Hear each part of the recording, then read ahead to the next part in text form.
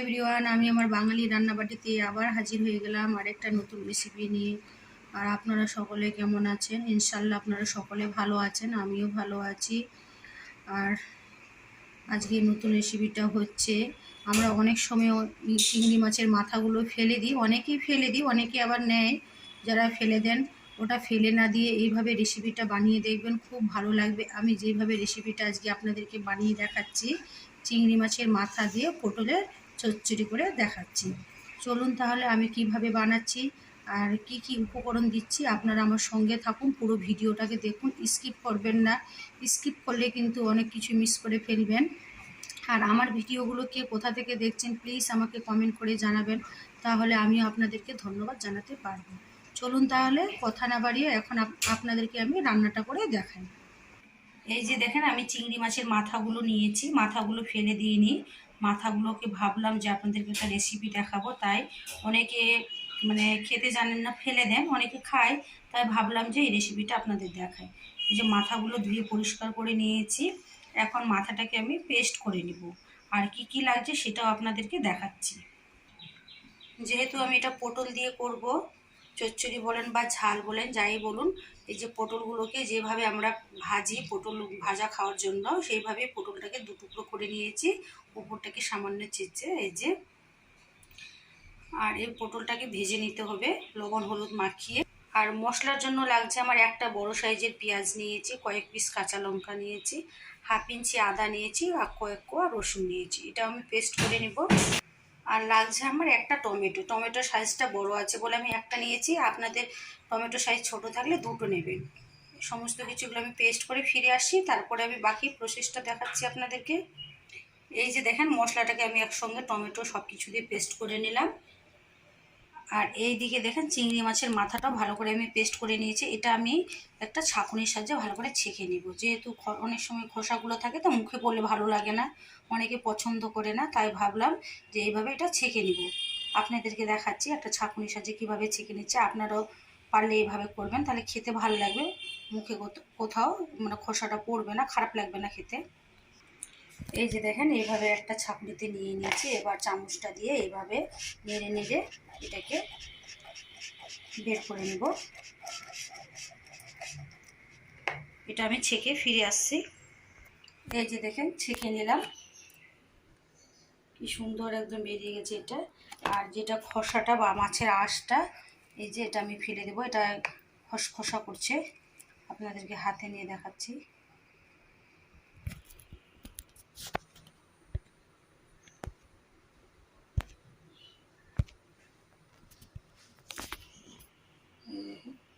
এটা খসখসা করছে, এটা ফেলে দেওয়ার চেষ্টা করবেন, তাহলে খেতে ভালো লাগবে রান্নাটা। গ্যাসে আমি প্যান বসিয়ে দিয়েছি, প্যানটা এদিকে প্যানটা এদিকে আমার গরম হচ্ছে, ওইদিকে আমি পটলটাতে লবণ হলুদ মাখিয়ে নিচ্ছি। এই যে লবণ দিলাম, হলুদ দিচ্ছি,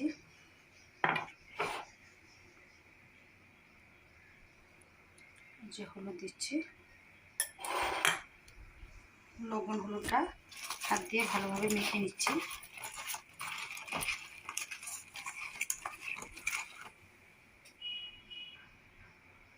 এই যে দেখেন, পটলগুলোতে লবণ হলুদ মাখিয়ে নিলাম। এইদিকে আমার প্যানটা গরম হয়ে গেছে, এখন আমি সরষের তেলটা দিয়ে দিচ্ছি।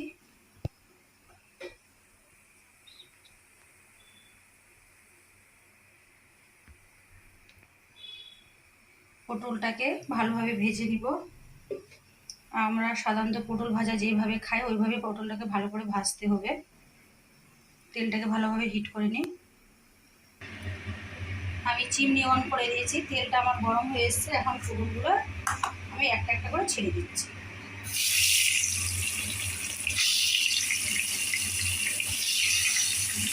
এই যে দেখেন, পটলগুলো ভাজতে চাপিয়ে দিয়েছি, পটলটাকে ভালো করে ভেজে নিব লাল করে।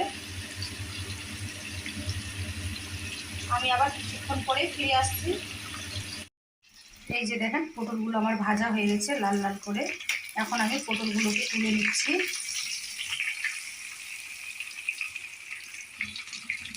এই যে দেখেন, বাটিতে পটলগুলো তুলে নিলাম। আর আমি এই তেলেই রান্নাটা করব। তেলে আমি কালো জিরে ফোড়ন দিচ্ছি।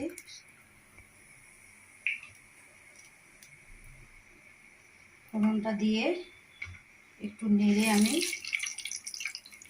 পেঁয়াজ বাটাটা দিয়ে দিচ্ছি। পেঁয়াজ, আদা, রসুন দিয়ে দিচ্ছি।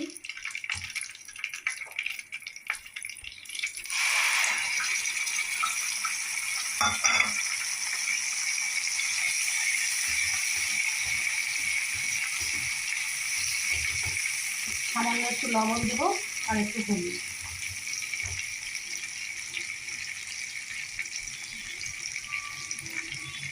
সামান্য হলুদ দিলাম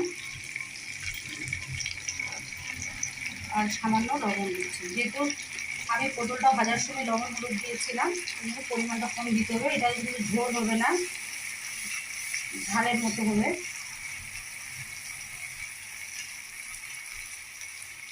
মশলার গা থেকে কাঁচা গন্ধ ছেড়ে দিবে, তখন আমি চিংড়ি মাছের মাথা বাটাটা দিয়ে দেব। মশলাটা কষা হয়ে গেছে, এখন আমি এই যে মাছের মাথাটা পেস্ট করে রেখেছি এটা আমি দিয়ে দিলাম। এটা দিয়ে নেড়ে চেড়ে এখন ভালোভাবে কষতে হবে। গ্যাসের ফ্লেমটা এখন আমি হাইতে করে দিলাম। ভালোভাবে এটা মিক্সড করে নিই।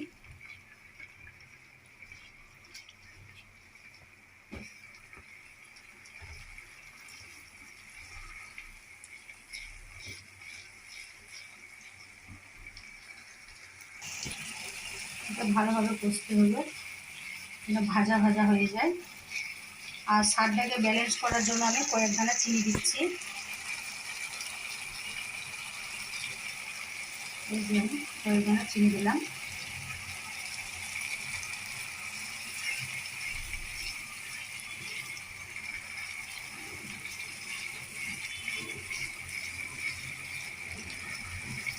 এটা আমার কষা হয়ে গেছে, এখন আমি পটলটাকে ছেড়ে দিচ্ছি।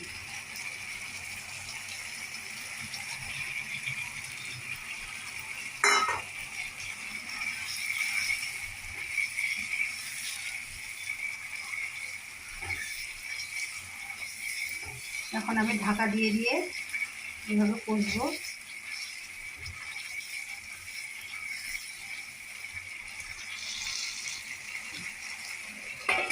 গ্যাসের ফ্লেমটা আমি লো টু মিডিয়ামে করে দিলাম। আমি 2 মিনিট পরে ফিরে আসছি। আমি 2 মিনিট পরে ফিরে আসলাম। রান্না আমার একদম কমপ্লিট। এখন আমি গ্যাসটা অফ করে দিব। আর আমি লবণ ঝাল সব কিছুই চেক করে নিয়েছি, একদম পারফেক্ট আছে। আপনারা অতি অবশ্যই রান্নার মাঝখানে লবণ ঝালটা চেক করে নেবেন। আর এই রান্নাতে খুব একটা ঝাল দেবেন না, ঝাল দিয়ে দিলে বেশি খেতে সুস্বাদু হবে না রান্নাটা। ঝালটা মিডিয়াম রাখবেন, একটু মিষ্টি ভাব থাকবে, খুব খেতে ভালো লাগবে। আর রান্নাটা আমি খেয়ে দেখলাম এত ভালো হয়েছে, আপনাদেরকে বলে বোঝাতে পারবো না। আপনারা একবার ট্রাই করে দেখতেই পারেন রান্নাটা কতটা সুস্বাদু হয় এই রান্নাটা। এখন আমি আবার ঢাকা দিয়ে দিলাম। ঢাকা দিয়ে এখন গ্যাসটা অফ করে দিলাম। আমি কিছুক্ষণ পরে ফিরে আসছি। এই যে দেখেন আমার রান্নাটা কমপ্লিট। খুবই সুস্বাদু হয়েছে রান্নাটা, আপনারা একবার ট্রাই করে দেখতেই পারেন। আর কে কোথা থেকে আমার ভিডিওগুলো দেখছেন প্লিজ আমাকে কমেন্ট করে জানাবেন, তাহলে আমি আপনাদেরকে ধন্যবাদ জানাতে পারবো। আর এই রেসিপিটা কে কেমনভাবে বানান ঘরে আমার কাছে শেয়ার করতে পারেন। খুবই ভালো লাগলো এই রেসিপিটা বানিয়ে। আপনাদেরকে কেমন লাগলো আমাকে জানাবেন। ধন্যবাদ।